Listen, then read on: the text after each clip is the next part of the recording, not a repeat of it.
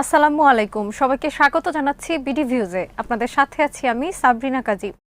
পশ্চিমবঙ্গের রাজনীতিতে ঝড়ো গতিতে আগমন ঘটেছে আব্বাস সিদ্দিকীর। এবারের ভোটে তিনি কিং মেকার হওয়ার ঘোষণা দিয়েছেন।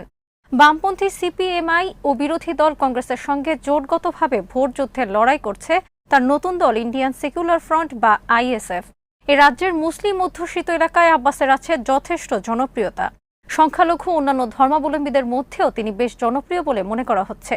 ফুরফুরা শরীফের পীরজাদা পশ্চিমবঙ্গের আগামী নির্বাচনে কতটা প্রভাব ফেলবেন আজ জানাবো সেই বিশ্লেষণ।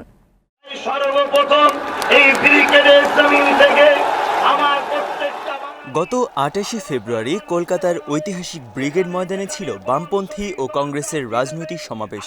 সেখানে উপস্থিত ছিলেন আব্বাস সিদ্দিকী। ভারতের গণমাধ্যমের খবরে বলা হয়েছে, ওই সমাবেশে সবার নজর কেড়ে নিয়েছিলেন তরুণ এই ইসলামী রাজনীতি।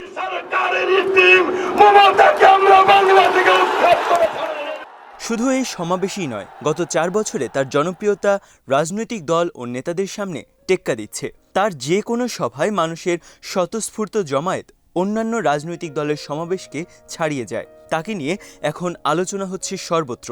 এই মুহূর্তে পশ্চিমবঙ্গে বহুল আলোচিত নাম পীরজাদা আব্বাস সিদ্দিকী। শুধু মুসলিম সমাজ নয়, আদিবাসী, হিন্দু, দলিত সকল স্তরের পিছিয়ে পড়া মানুষকে একাট্টা করে লড়াইয়ের কথা বলেন তিনি।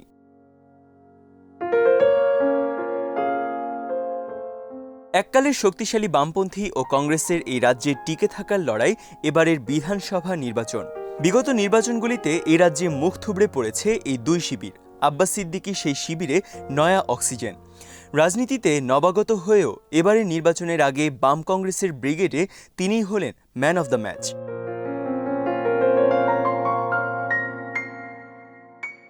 জোটের ব্রিগেড ময়দান থেকে মুখ্যমন্ত্রী মমতা ব্যানার্জিকে তীব্র আক্রমণ করেন আব্বাস সিদ্দিকী। তার কথায়, মমতাকে জিরো করে দেখিয়ে দেব।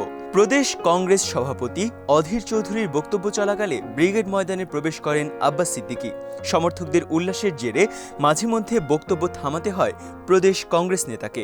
শুরু থেকেই ঝাঁঝালো বক্তৃতা রাখেন আব্বাস সিদ্দিকী। বাম নেতা মোহাম্মদ সেলিম ও বিমান বসুকে ভালোবাসার মানুষ বলে সম্বোধন করে বামদের প্রতি কৃতজ্ঞতা স্বীকার করেন পীরজাদা আব্বাস সিদ্দিকী। তিনি বলেন, আমরা যা আসন দাবি করেছিলাম তার অধিকাংশই মেনে নিয়েছেন তারা। তাই যেখানে যেখানে বামেরা প্রার্থী দেবেন, কথা দিচ্ছি বুকের রক্ত দিয়ে তাদের জেতাবো। আমার প্রত্যেকটা বাঙালি ভালোবাসার মানুষকে বলবো, যেখানে যেখানে বাম শরিক দল প্রার্থী দেবে, আগামী ইলেকশনে মাতৃভূমিকে রক্ত দিয়ে হলেও স্বাধীন আমরা করব। সবার কাছে ভাইজান হিসেবে পরিচিত আব্বাস সিদ্দিকী হুগলি জেলার ফুরফুরা শরীফের আলেম। তিনি ফুরফুরা শরীফ দরবার পরিবারের একজন সদস্য, পীর বংশের সন্তান। ফুরফুরা শরীফের প্রথম পীর আবু বকর সিদ্দিকী পরিবারের চতুর্থ প্রজন্মের প্রতিনিধি হলেন পীরজাদা আব্বাস সিদ্দিকী। ফুরফুরা শরীফের ছোট হুজুর পীর জুলফিকার আলীর নাতি। আব্বাস সিদ্দিকীর বাবার নাম পীরজাদা আলী আকবর সিদ্দিকী। ফুরফুরা শরীফের আর এক আলোচিত নাম পীরজাদা তোহা সিদ্দিকীর ভাতিজা আব্বাস। আজকে বলুন, আমার বাংলাকে অপমান করেছে এই সরকার, আমার মাতৃভাষাকে অপমান। ভারতের দ্বিতীয় বৃহত্তম মুসলিম তীর্থভূমি ফুরফুরা শরীফের পীরজাদাদের মধ্যে আব্বাস সিদ্দিকীর জনপ্রিয়তা এখন তুঙ্গে বলেই মনে করা হচ্ছে। তার সমর্থকদের দাবি, সমাজের জন্য কিছু করার তাগিদ রয়েছে। ছোট থেকেই অন্যের উপকারে নিজেকে নিয়োজিত করতেন। জাত ধর্ম বিচার না করে বন্ধুদের বিপদে ঝাঁপিয়ে পড়েছেন তিনি।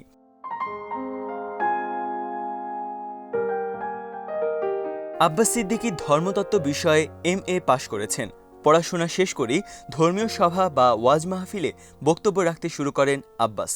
সেই সভা থেকে যুব সমাজের মধ্যে পরিবর্তন আনারও চেষ্টা করেন তিনি।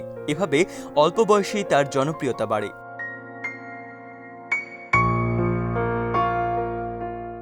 ওয়াজ মাহফিলে তিনি রাজনৈতিক খোঁজখবর ও ব্যাখ্যারও কথা বলতে থাকেন। একই সঙ্গে কিভাবে গরিবরা বঞ্চিত হচ্ছেন সেই কথাও তিনি তুলে ধরেন।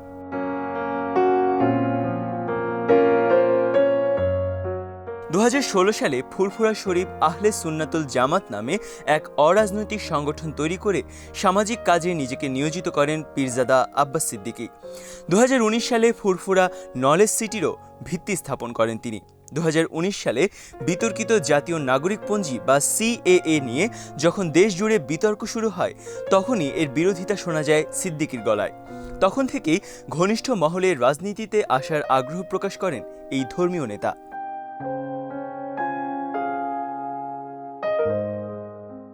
এবারের বিধানসভা ভোট যত এগিয়ে আসতে থাকে ধীরে ধীরে রাজনীতি নিয়ে নিজের বক্তব্যে তেজ বাড়াতে থাকেন আব্বাস সিদ্দিকী।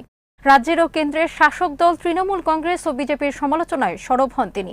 গত 21 জানুয়ারি ইন্ডিয়ান সেকুলার ফ্রন্ট বা আইএসএফ নামে আত্মপ্রকাশ করে রাজ্যের সংখ্যালঘু অধ্যুষিত এলাকায় জনপ্রিয়তার শীর্ষে পৌঁছে যান ভাইজান। এবারের ভোটে তার দলই ফ্যাক্টর হতে চলেছে বলে ঘোষণা করেন তিনি।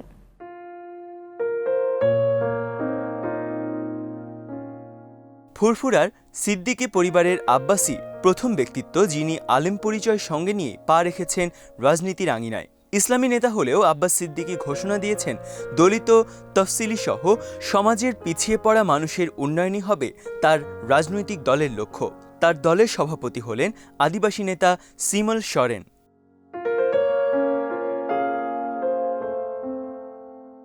এবারের নির্বাচনে বাম কংগ্রেসের সঙ্গে জোটবদ্ধ হয়ে লড়াই করছেন আব্বাস সিদ্দিকী। কয়েকটি ছোট ছোট আঞ্চলিক দলও তার সঙ্গে রয়েছে। রাজ্যে তৃণমূল ও বিজেপিকে পরাস্ত করাই তার প্রথম লক্ষ্য।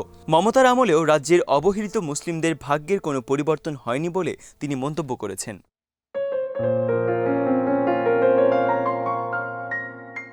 বামপন্থীরা আব্বাস সিদ্দিকীর দলকে 30 আসন এবং কংগ্রেস তাকে 7 আসন ছেড়ে দিয়েছে। অর্থাৎ নির্বাচনে অন্তত 37 আসনে লড়বেন তার প্রার্থীরা। আব্বাস সিদ্দিকীর চাওয়া ছিল 40টির মতো আসন।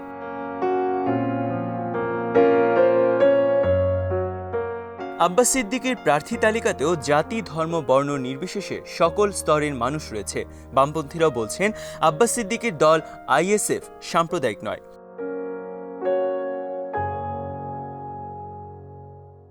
সব ধর্মের মানুষের প্রতিনিধি হিসেবে দাবি করলেও আব্বাস সিদ্দিকীকেও সাম্প্রদায়িক এবং বিজেপির হাতের পুতুল বলে সমালোচনা করছে রাজ্যের প্রগতিশীল দাবিদার একটি অংশ।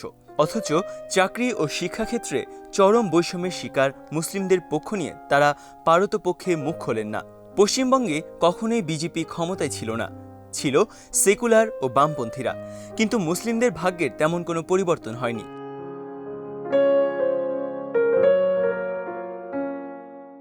আব্বাস সিদ্দিকী ধর্মনিরপেক্ষ নয় বলে তোপ দেখেছে বিজেপি তৃণমূল। তবে তার মন্তব্য, তিনি রাজনীতি করতে এসেছেন সকলের জন্য, বিশেষ করে পিছিয়ে পড়া দরিদ্র মানুষের সেবার উদ্দেশ্যে, তাদের হাতে অধিকার, চাকরি, বাসস্থান, স্বাস্থ্য, শিক্ষা তুলে দিতে। তার কথায় ধর্মনিরপেক্ষ বলতে আমি বুঝি আমি আমার ধর্মকে মানব, অপরের ধর্মকে ঘৃণা করব না।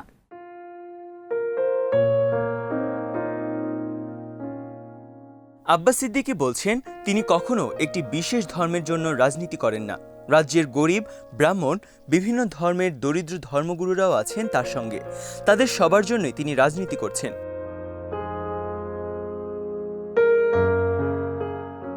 পশ্চিমবঙ্গের দক্ষিণ 24 পরগনা, উত্তর 24 পরগনা, হুগলি, হাওড়া, বর্ধমান এবং বীরভূমের মতো বেশ কয়েকটি জেলার যথেষ্ট জনপ্রিয় আব্বাস সিদ্দিকী। এসব জেলার পাশাপাশি মালদহ, মুর্শিদাবাদ, উত্তর দিনাজপুর ও নদিয়াতেও বিপুল সংখ্যক মুসলিমের বসবাস। পশ্চিমবঙ্গে মোট জনসংখ্যার 30% মুসলিম। বিধানসভার 294 আসনের মধ্যে অন্তত 102টিতে জয় পরাজয় নির্ধারক মুসলিমরা।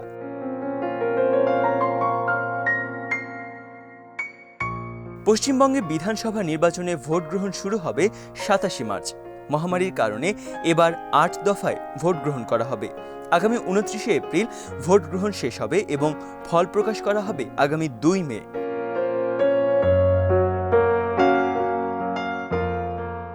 ভারতের আরও কয়েকটি রাজ্যের মতো এই রাজ্যের মুসলিমরাও রাজনৈতিকভাবে সংগঠিত হওয়ার চেষ্টা করছেন। এই নির্বাচনে আব্বাস সিদ্দিকী সাফল্য পেলে তার প্রভাব হতে পারে সুদূর প্রসারী। পশ্চিমবঙ্গের রাজনীতিতে নতুন শক্তি হিসেবে উঠে আসা আইএসএফ ও তার প্রতিষ্ঠাতা সকলের প্রিয় ভাইজান কতটা সাফল্য পান তার উত্তর মিলবে 2রা মে।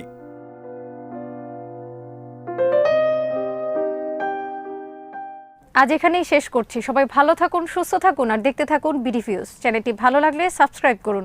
সংযুক্ত থাকুন আমাদের ফেসবুক পেজে। আল্লাহ হাফেজ।